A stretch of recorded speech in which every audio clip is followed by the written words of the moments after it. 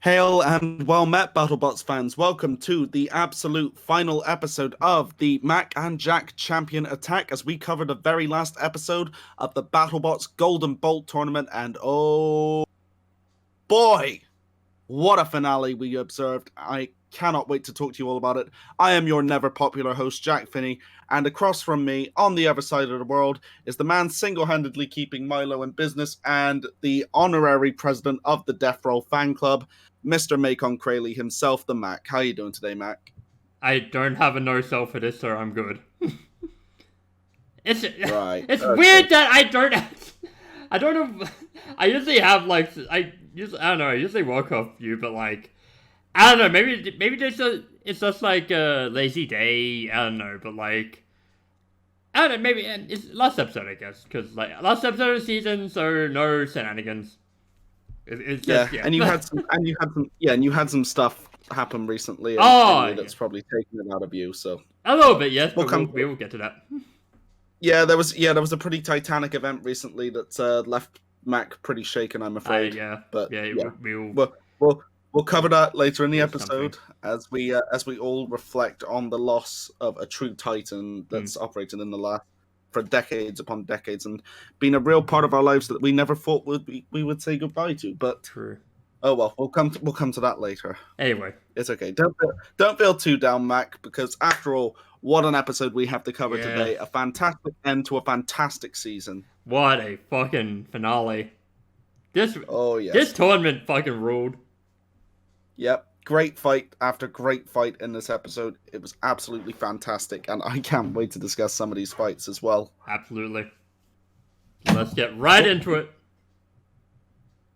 Righto. Okay, yes, we come to our first bout of the evening. Ribot versus Endgame. Ribot, the always super popular, has never managed to make a huge run into the tourney, aside from, I think the furthest it went was the top 8, wasn't it, Mark? Yes, I believe so. Because it was like top 8 last year, and they lost to Hydra, right? Yeah. And this time, yes, going all the way up against a former champion itself, the mighty and nigh unstoppable Endgame. Indeed. And oh man, there's some really cool stuff to talk about in this fight. Particularly the Ribot team very clearly regretting wearing that petard that they normally wear, you know? Yes, they came out wearing very cool sunglasses. Right, okay, so Ribot, we are first going to talk about the absolutely fantastic aesthetic behind the machine this time, where it was coming in wearing its own sunglasses. I love that look on Ribot. I hope they use it again if they ever fight Endgame again. Right. And running a mystery configuration. At first, they did not reveal which one it was going to be this time.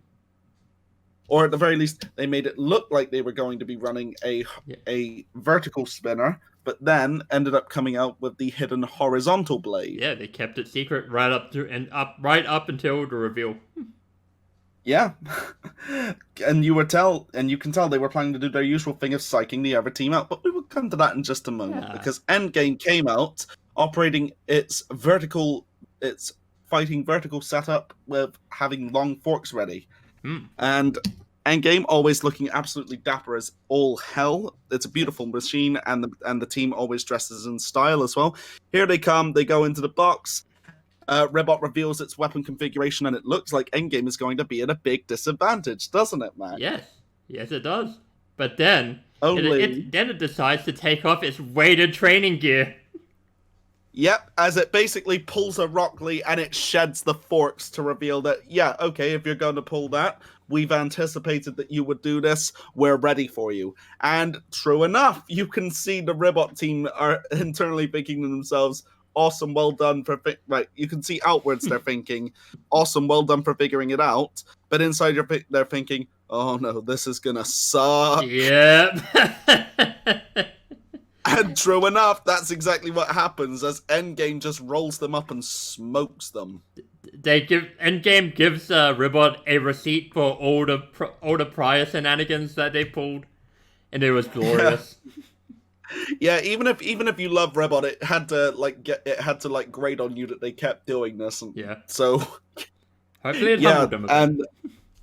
Yep, Endgame came in and fucking tore them apart in this fight. It was awesome to see. Like a testament to how well put together Rebel is that it lasted as long as it did. Right? But yeah, Endgame brutalized them. It It did. was amazing to see. Like the very first hit took their head off. Yep. Yeah, and I noticed Oh, something boy. as I was getting the images for this episode, like for the episode, like underneath the where the head was, there's a little thing. Let me show you. A little fella right here. Ah, yes. Look at that little fella. I can't tell what it Oh. says underneath it. Like I'm pretty sure it says half frog, but it could be something else. I don't know. Could be help frog. Yeah. But yeah, like that's a Oh. little fella there. Yeah, and that's within the first 5 seconds of the fight as well. Yeah. They just Ribbot didn't have a prayer in this. It just got it battered all over the place. It got its ass beat. Yeah. And that's really a testament to just how goddamn great Endgame is. I mean, it's a former champion, obviously, and it Yeah. made it quite far into the tournament too. Yeah, Endgame is still no fucking joke. Oh yeah. And that was Rebot's Endgame, it seems. True. Yep. As once again, the boys from New Zealand end up just like punching their ticket and moving on. Indeed, they did.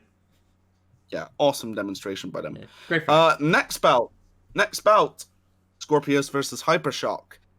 This was the third time that they have fought each other, from what I recall, wasn't it, Matt? Yes, and both times prior, Scorpios has won. Yes, both times prior, Hypershock got its ass beat by Scorpios. Yes. Pretty soundly. True. But you know what they say, Mac? Third time's the charm. Indeed, and this third time, they fucking dominated. Yeah, Hypershock was operating on another plane throughout this tournament, as we know, and it kicked Scorpios all over the box before it managed to slot it into the one location that you can still get out of the arena hit, and made it look easy as they did too. Oh, And hell Scorpios is no slouch at all. Scorpios is one of the best driven machines in the tournament. It's one of the most well driven, most durable, highly damaging, and Hypershock made it look easy. Oh, hell You wouldn't have thought that Scorpios had slaughtered Hypershock on 2 prior occasions. I mean, look, Hypershock just keeps getting better and better, so who knows? Maybe the fourth time around, Hypershock will just straight up destroy it without having to bring it out. Yeah, Will Bell's just in his "you dare oppose me" mortal mode. Pretty at much, this point. yeah.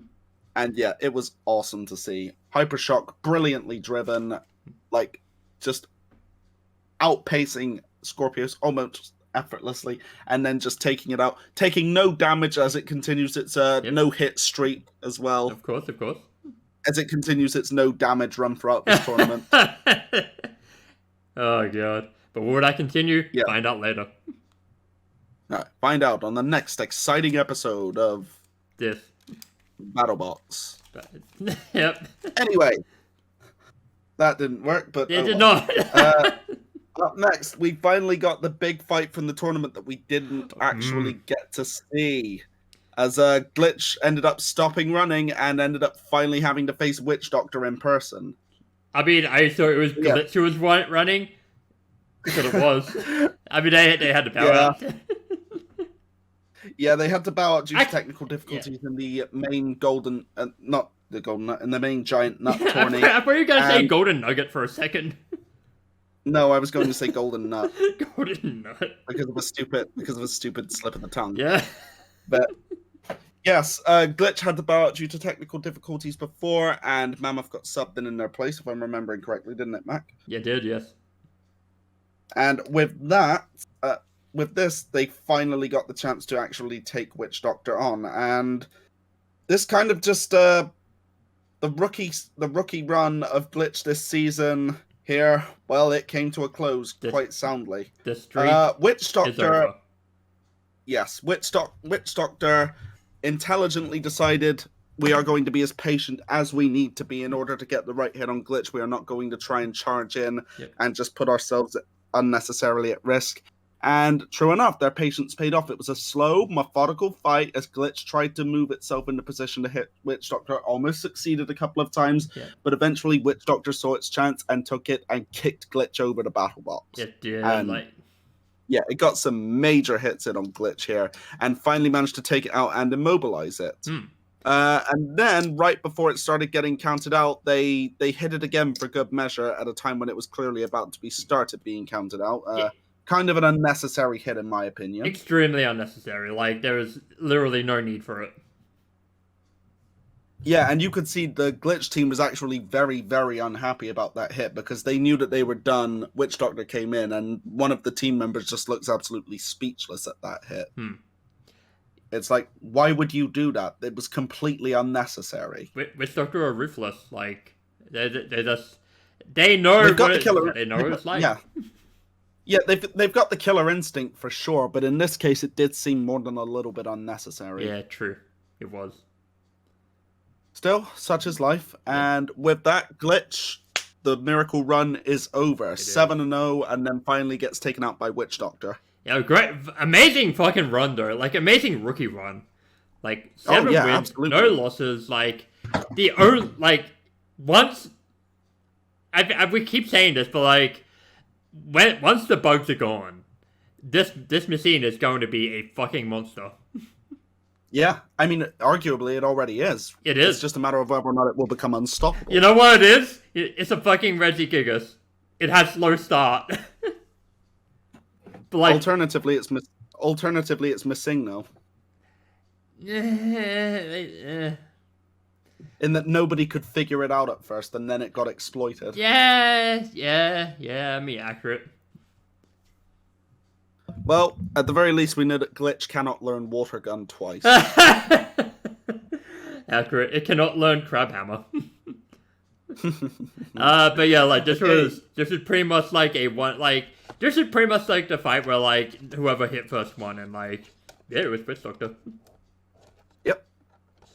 Alright, next fight. And Glitch, nothing to be ashamed of, taken out by an arguable champion. Oh, absolutely.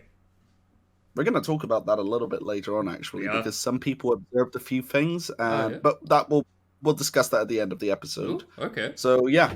Up next, another of the bouts between our first bout between champion and former champion, Tombstone versus Tantrum. Oh, man, what a fight this was.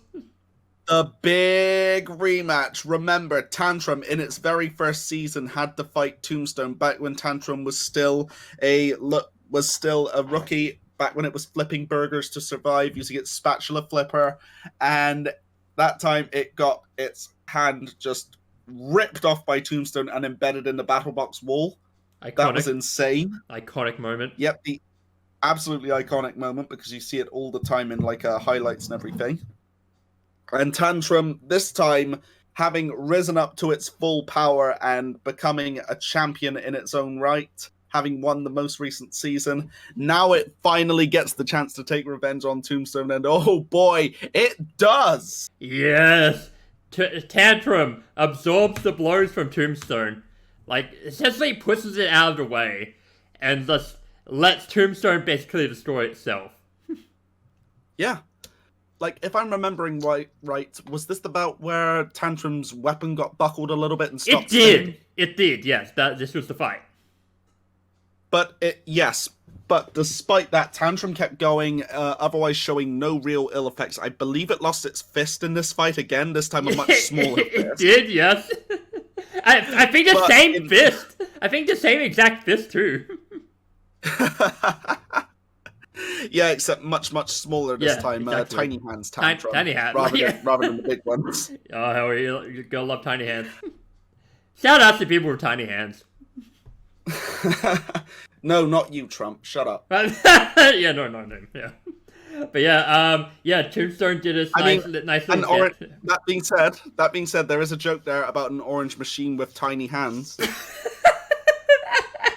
That wrote itself. Oh, come on. But yeah, okay. Yeah. Some people have said that. I haven't said that, but there are many people some of the greatest minds in this country who think that it might be something worth looking into. I told you I can't do anything with my voice right now. Why? But yeah, Tombstone does his little dance routine.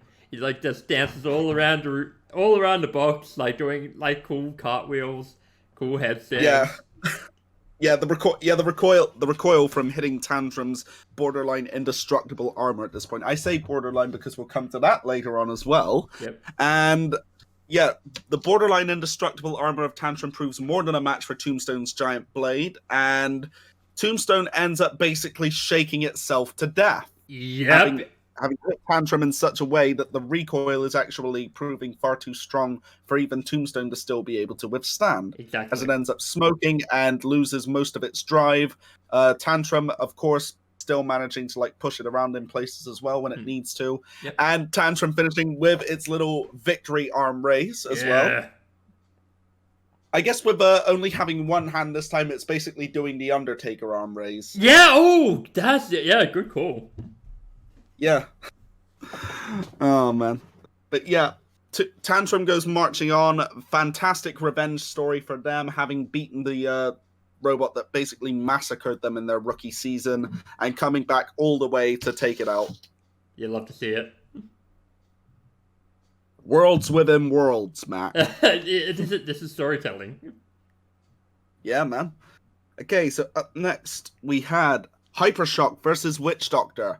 And this, unfortunately, everybody, is where Hypershock's no damage run comes to an end. Yeah, but man, what an end. Right,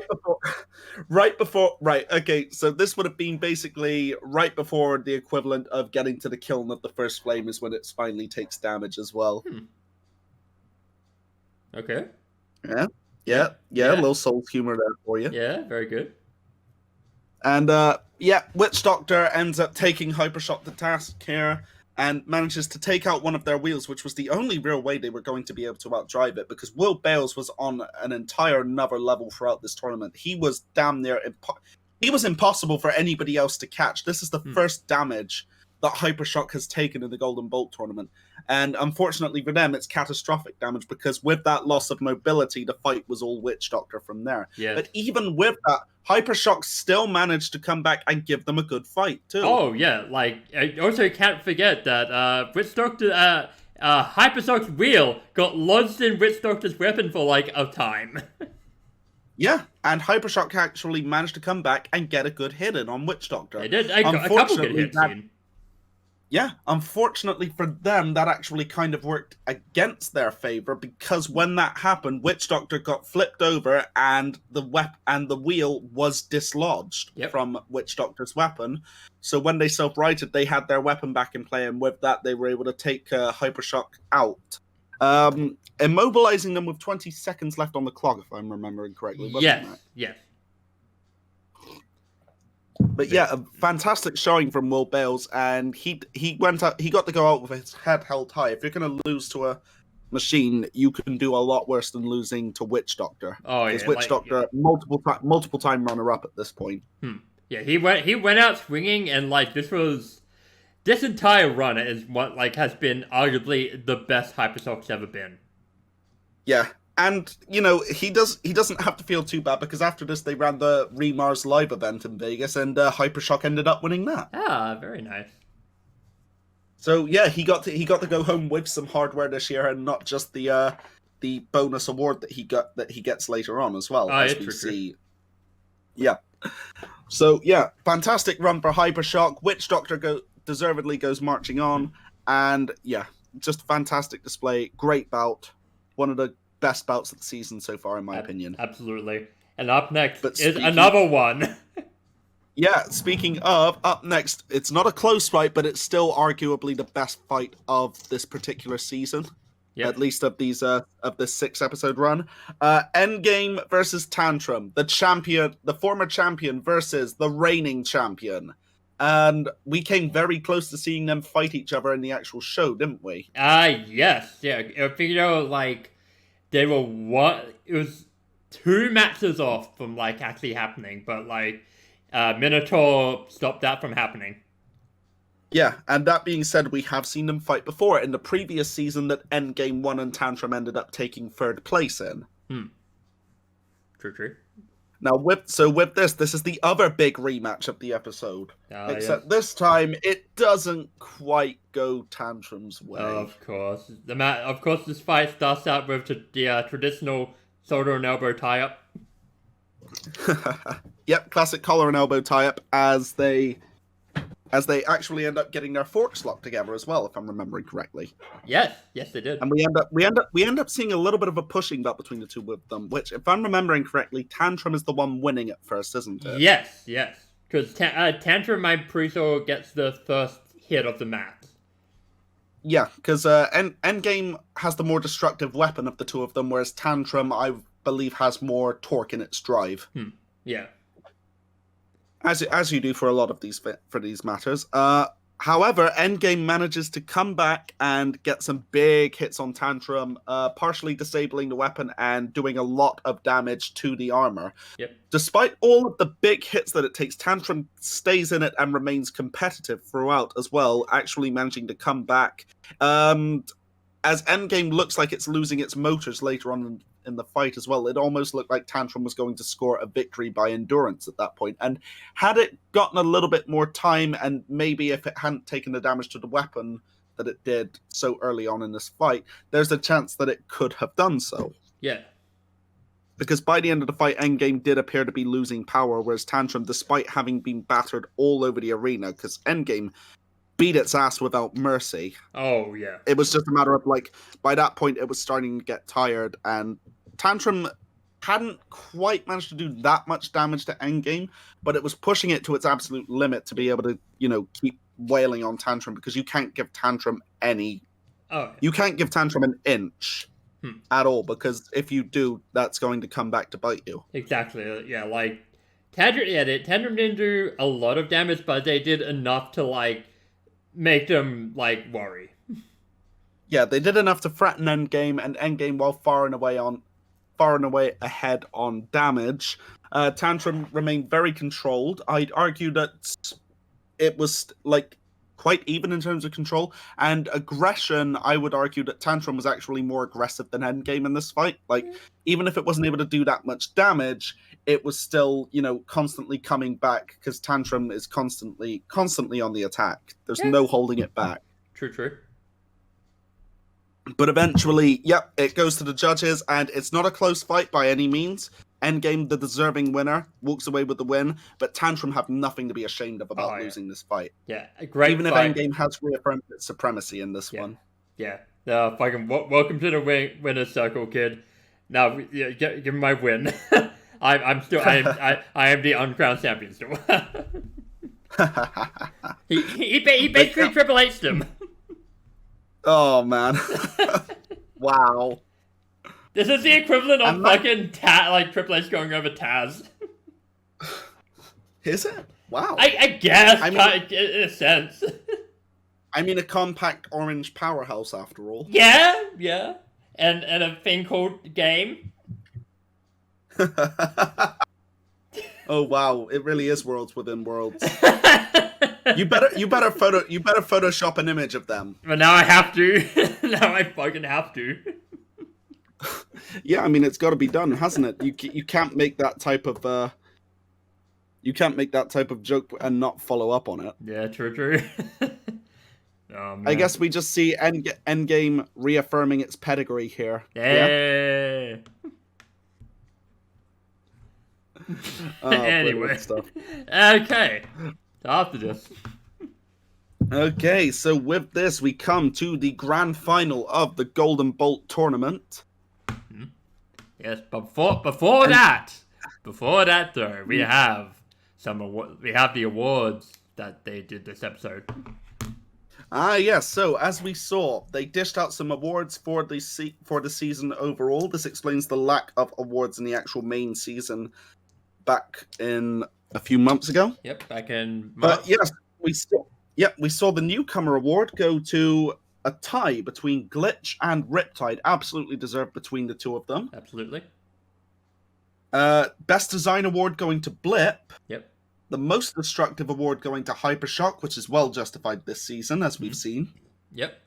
And the Founders award going to Jameson Go of Sawblaze. And yes. Well done to him. Oh, absolutely deserved awards. Yeah, definitely. We'll come to our own awards in a little bit, Yep. but we'll wait until after we've completed the main event. Right, okay. Endgame versus Witch Doctor for Ah, the Golden Bolt itself. what a fucking match. Oh yeah, absolutely. So many great hits in this fight from both teams, but ultimately, yeah, we just fantastic display of driving and all of this. We're gonna discuss like the post match in a minute, actually, but we'll come to that in a moment because this is going to be pretty interesting to talk about. Yep. Anyway, Witch Doctor came out very strongly, but Endgame was brilliantly able to match it as well. Yep. They seem to be going blow for a fair bit, but ultimately it's Endgame that manages to affirm its supremacy and land the perfect hit on Witch Doctor to start doing tons and tons of damage to it. We saw it literally break the Witch Doctor ribcage with one of those hits as well. It did. Like it hits it so hard it turns it over, it breaks the rib cage. Witch Doctor self-rights and the piece of broken rib cage just falls off. He wanted to take back ribs. Yeah, just like a major body blow on the part of Endgame as it just goes to work on Witch Doctor and ultimately manages to issue it with such damage that not even Witch Doctor is able to properly continue. Yeah, but and to do that to Witch Doctor, that's so difficult to do. Like I said, Endgame is no fucking joke. They were the champion for a fucking reason. Yeah. And just, reaffirming its supremacy here as it manages to go all the way to the Golden Bolt itself. Now, this is the thing. Is it just me? Or did it seem a little bit abrupt, the post-fight celebration? Almost like everybody was a little bit speechless. Like, what do you mean? Okay. Look at it this way from a production standpoint. There's not that much pageantry like there would be otherwise, and it seemed almost like they were in a hurry to end the episode. You know what this is? What? It's pretty obvious that they had anticipated that Witch Doctor was going to win. Oh. Yeah, it seems like from a production standpoint, they had anticipated and were pretty much banking on Witch Doctor to have won, and that they were going to make this the big Witch Doctor presentation where they were finally no longer the bridesmaids and were now the brides, because every time they get so close to winning and then it just it goes wrong for them at the last minute. Pretty obvious production had anticipated that this time they would win, and with them not doing so, that's why it seems a bit abrupt in the celebration with Endgame. If that is actually what happened, like if that's true, if that's not fucking like speculation, if that's actually true, then that is fucking incredible. Yeah. But yeah, Endgame hoisting the Golden Bolt, which is obviously very, very fucking heavy from the way that you see them lift it up. Oh yeah, of course. And yet they get to add that to their collection with the giant nut as well. And I'm pretty sure they've received another bolt in the past, haven't they? Like one of the end of season awards, if I'm remembering correctly. Oh yeah, I believe so. Yeah.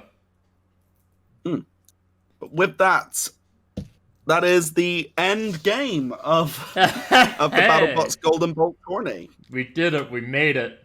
We made it to the end. Yeah, the boyhood dream has come true. Again. The Witch Doctor dream will never come true. Yeah. I mean, it could still. I still want them to win eventually. Yeah, we'll see it. We'll see it happen eventually. But okay, yeah, with that, we are finished with the Golden Bolt tourney, and unfortunately the end of BattleBots until January. Yes, tickets just came out for the new season. So if you want to go to that, go to it. It's in Las Vegas again. With that, we now come to our own awards of the season. We're only giving 3 this time because we already gave out our main awards back in the original Jack and Mac Robot Roundup. True. So we've got 3 awards to give this time: Best Hit of the Tourney, Best Fight, and Best Driving. Now, Mac, what do we have for Best Hit of the Tourney? Well, Best Hit, I believe we have a fucking tie here because there are 2 hits that are basically the fucking craziest hit ever. Yeah. We have... That's right. Yep. First up, we have Hypershock versus Gigabyte, where Hypershock hit Gigabyte in such a way that it literally smashed it into a dozen different pieces. It did. That fight was... That hit was in my mind, still the perfect fucking hit of all time, like, in any robot fight. Absolutely, and the only other competition that it really had from the particular champions lineup was Glitch versus Rotator, where Glitch hit Rotator in such a way that it pushed Rotator's own weapon into itself and destroyed itself from the inside out. Now, the main reason that this is a tie between these is more because of what that hit represents. Nobody has ever managed to damage Rotator like that, and Glitch managed to do it with one hit. That is why it's tied with what would quite frankly be the most iconic hit of the show so far. Otherwise, yeah, it's basically the perfect hit tied with one of the most destructive hits of all time. Yeah, it's fucking wild. Because you can argue Glitch versus Rotator, the way it hits, that really is just a perfect 10 out of 10 placement hit. Yeah. Oh yeah. So that's why these two both of these machines, Glitch and Hypershock, get the nod for best hit of the tourney. Well done, chaps. Absolutely. Fantastic driving. Best fight. This was one that we actually had to just discuss at length before this episode. Yeah, we went through every fight. Yeah. Eventually, we settled on Endgame versus Tantrum from this episode. Yes, this was straight up just a slugfest between two champions, and it wasn't. I guess I wouldn't say it's the prettiest, but like, it was an intense fight. It was probably the best of the season. Yeah, definitely, in my opinion. It's like the drama is super high, and Tantrum still nearly manages to eke out a victory by endurance, but it ultimately isn't in the cards. But even if it isn't a close fight, the drama is through the roof. We're seeing the former champion go up against the reigning champion. It's a big rematch, and it's just fantastic drama all throughout, and we were on the edge of our seat throughout the whole thing. Absolutely. And for best driving, there was no other candidate for this one, quite frankly. Yeah. The man who went on a spectacular 5-fight-long no damage run before he was finally slain. Hypershock and Will Bales, you get the nod for best driving. Stand up and take a bow, because fantastic performance all the way through. Yeah, one of the best drivers in like all of robot fighting, honestly. Yeah, and that's saying something. It took Witch Doctor to finally put Hypershock in any kind of danger, and even if Hypershock did end up losing that fight, it still held on for so long heroically. Yeah. This is a driving run that cannot be topped this season. Absolutely, like one of the best runs of all time. Absolutely, and it's a testament to just how well driven Hypershock is, and just how dangerous it is in the hands of Will Bales. Imagine fucking Glitch with Hypershock's driving. Oh man, that would be insane. Or just imagine Hypershock with Glitch's weapon. Yeah? Yeah? Imagine a fusion between the two. You just throw them into each other and they fuse together to create the ultimate robot. And it somehow turns into Duck for some reason. Everyone just gets super confused. Okay, so with that, we have come to the conclusion of this episode. Woo. Now, there was a huge event that happened within the last couple of days. The end of an era. Somebody, like, just an absolute powerhouse across the entirety of the world stage after decades upon decades, received its close. Mac, this really means a lot to you, so I think it's on you to really go into it. This is one of the hardest things. But look, all we can do really is look back and just smile at what we had, because Kiss is coming to an end. Right. Yeah. Exactly. Yeah. So yesterday I went to yesterday as of this recording, like last night, I went to the final Kiss concert in Australia. That's right, everybody. Mac got to see Kiss live in person. And Mac, paint the picture for us. How was it? Dude, it was fucking incredible. Okay, so the Kiss didn't get onto stage until like around 8 o'clock. Like we got me and like a friend of mine, Peter. We got there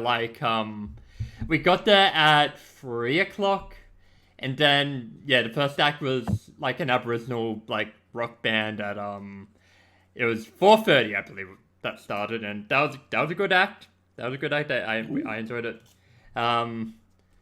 Then at 5:30 I believe, not 5:30, like 5:15 or so, it was Tumbleweed. Wow. They were fine. They were alright.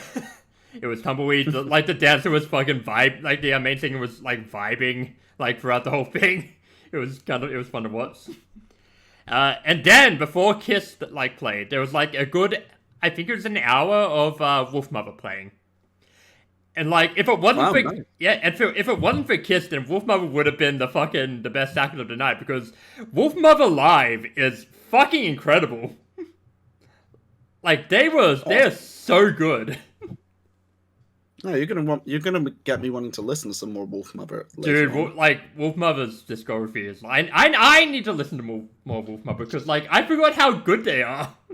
It's been a long time since I've actually listened to them. Like, they're just too good. Because, man, fucking Joker and the Thief live is just one of the best experiences ever. Because like there was a build to them playing it.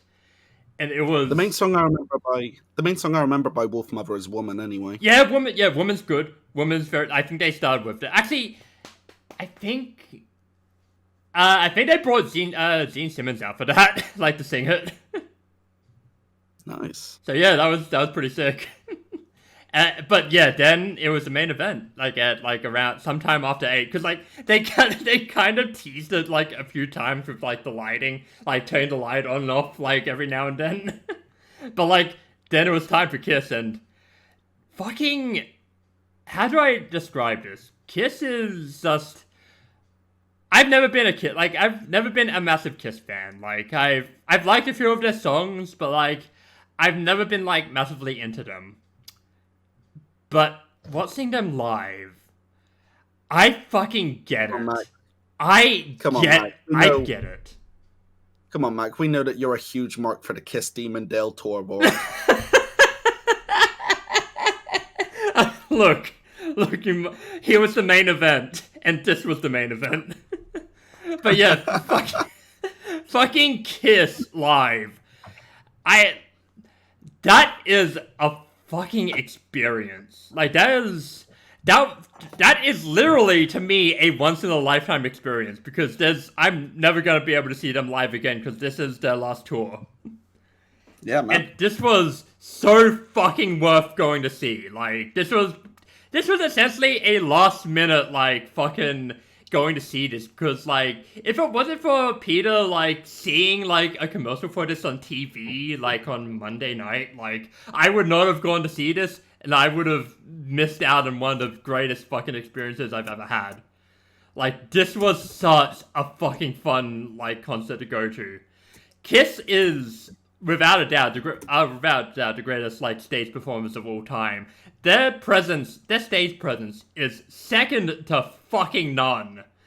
I don't even have the words. It is just 10 out of 10, like 1,000 out of 10. One like perfection. Like awesome.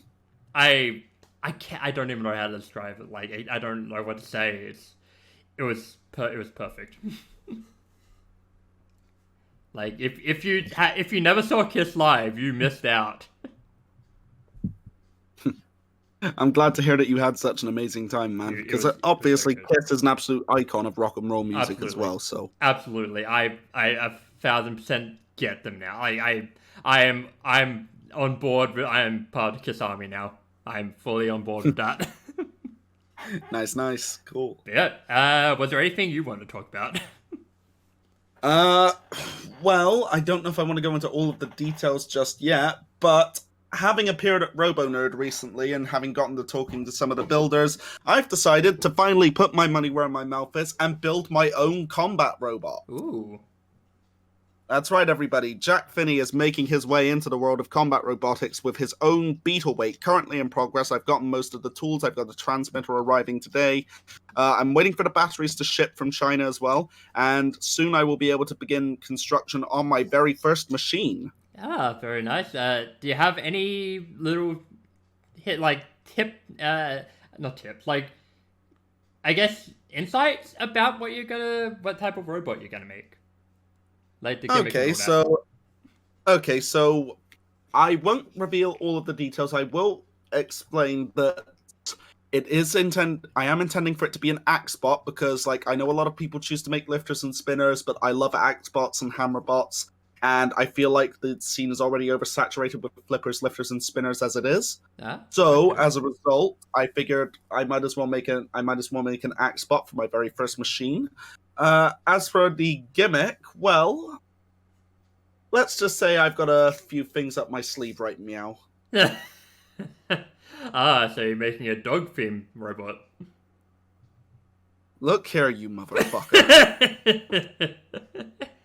I mean, I won't reveal the general design of the machine just yet, but I am happy to like have you post the logo because Mac actually made the logo for my team for me. I literally just edited a fucking Anarchy logo, like, poorly. Yep. I will reveal this. As you will have guessed from my little pun a moment ago, it's a cat-themed robot, and the team is called Team Anarkitty. Oh, hell yeah! Inspired in part by the Mad Catter team. Honestly, I feel like I cannot. Keep going. I cannot guarantee that I will cut a promo as well as Martin Mason does, though. I mean, look, you can try. I mean, look, you can. Instead of cutting a promo, you just like show off some of your fighting skills. Like you put like someone in Naba. Well, we shall see. Yeah, but actually, I have suggestions about the logo, but we can talk about it later. Good. Right, but yeah, I don't know when the machine is going to be finished. I've gotten the tools. I've gotten most of the stuff that I need to make it. I'm still waiting for the Beetleweight drive parts to arrive. Thank you very much, Royal Mail. Taking a little bit longer than expected due to the the Queen also died, by the way. Oh yeah, rest in peace. Whatever.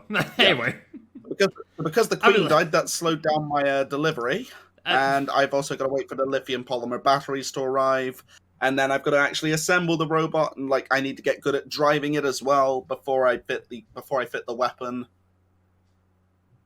Because I've got the stuff to assemble the drive for it and the chassis and everything. I don't have the stuff to assemble the weapon just yet. But sooner rather than later. Yeah. I hope we don't get fucking sit for hand waving the Queen stuff. Well, it's not like in the unofficial Robot Wars group where one guy made a post about it and then got really mad when it got deleted because it had nothing to do with Robot Wars at all. Wait, what the? I mean, yeah, there was some drama. There was some drama on the unofficial Robot Wars group recently on Facebook, where some guy posted a memorial message for the Queen in it, and it ended up getting deleted because it was completely off topic. And then he got really, really mad about the fact that it got deleted, making an entire another post complaining about how dare you delete my post in memoriam to the Queen. And then when that one got deleted after he was told this is off topic, you cannot post this, he made another one complaining about it, saying the lack of respect in this group is absolutely shameful. And that one got deleted, and I haven't seen anything else from him. And to this day, he is still making posts that get deleted immediately. Yep. But it's the Queen! It's the Queen! I mean, look, she lives a long life. We know that. I'm not making fun of the fact that the Queen's died or anything like that. It's just, like someone getting this mad because, they weren't allowed to make an off-topic post about somebody who had nothing to do with robot combat. Zach, I'm going to have to delete this entire segment from the podcast because it is off topic to this podcast. Wow! But wait a minute! Wow! Hey, wait disrespect! But wait a minute! This is the off-topic segment. Fuck! I'm fucked. I bet you regret wearing that petard now, Matt. I am. Look, it's a very comfy petard.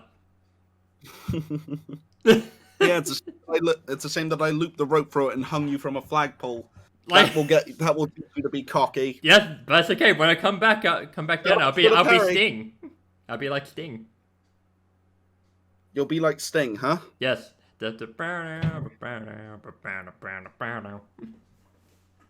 Okay, well, I'll just have to remember to buckle bomb you then. Hey. Hey, he came back, it's fine. He did. You don't like Seth enough to fucking do that. This is true, I really do not like Seth. I mean, that's because Anyway. he stole your go. Shut up! The sadness in that setup.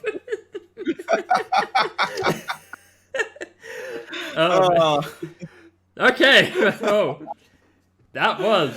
With that. That was the season. That was the season of we the come podcast. we come to the end. We come to the end of the Golden Bolt tournament and our inane ramblings for at least another 4 months. 4 months, 5 months. It depends. Like when did the last season get taped? Was it August? October, I think. Oh, was that October as well? Yeah, it was taped in October and started airing in January. Okay, so hopefully January. Or did it end in late? Did it start airing in late December? No, it's January. It was the first week of January that started. Right, yeah, January 4th, if I'm remembering right. It's either 4th or 6th. It was one of those days. Yeah. Okay, yeah. But yeah. So you guys are all safe from our inane ramblings for another few months. Yes. When we come back, we'll be discussing the latest season as before, and who knows, with any luck, maybe I'll have some updates for you on my own little combat robot. Yeah, hopefully. Hey, sorry.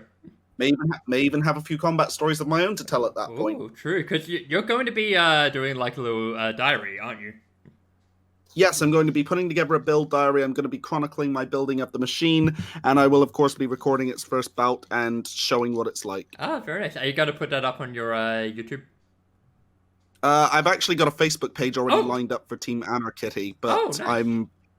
Haven't posted anything on it yet other than the logo. Oh, okay, send me the link then, and I'll link it in the description. I'll put the logo, I'll put an address also on the screen here. Very good. Okay, thank you for that, Mac. I appreciate that. Okay, so with that, everybody, we will see you again in a few months. We hope you have a great rest of the year. We do not have a title for this new season yet, though. Do you have any ideas for the new title yet, though? Because I have one. Well, gee, I do, Mac. I think it should be the Jack and Mac insert rest of the podcast here.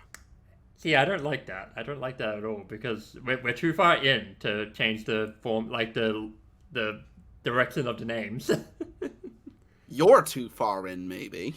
Yes, and I'm the one who makes the podcast. But yeah, tune in next time for what may or may not be called Mac and Jack's Going Nutty. How do you like that? How do you like that? Because I've had that name in mind for since I fucking made the name of this one, since after I posted the first episode. Because I like it, honestly. I like Going Nutty because it's pretty fun. It's a fun title. I was thinking like the Scrap Pack Chronicle or something. Yeah, I think that's too long. Because I think you have to Certainly not a problem that you have. Look, you have to. Listen, you motherfucker. That is my revenge. That is my revenge for the Steph line. Yeah. You have to have the title be short and snappy. Going Nutty. It sounds like a fucking Herbie movie. Herbie's Going Nutty. You mean Herbie Goes Bananas? Yes. No. I'm using fucking Going Nutty as an example of how it sounds. But yeah, it goes bananas. Yeah, that's a sort of similar name. Because Going Nutty is references the silver nut, the giant nut, and it's yeah.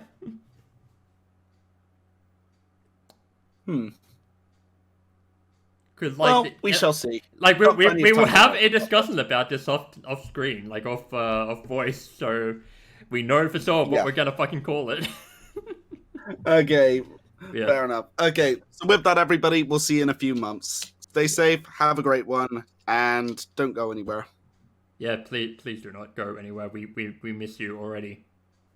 Yeah, we've already got so few viewers, we can't lose any more. Yeah, we cannot afford to chase you all off. Please tell us what we're doing wrong. I need to know.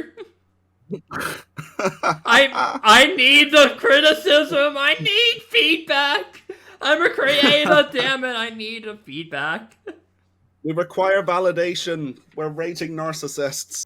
I mean, you are. Well, maybe. I am. Well, I am. You're an actor, of course. You're a fucking narcissist. Yeah. Anyway, yeah, okay. Take it easy, everyone. See ya. Bye bye.